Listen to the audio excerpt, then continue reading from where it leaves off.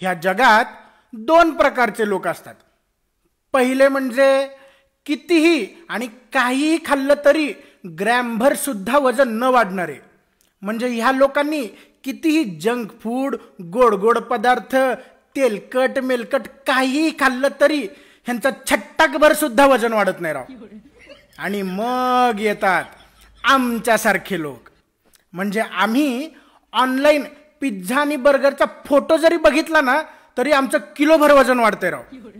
रस्त्याने जाताना वडापाव आणि पावभाजीचा वास जरी घेतला ना तरी आमचं 2 आणि 3 किलो वजन वाढते राव. आणि जर काही खाल्लं तर काही विचारूच न करावं.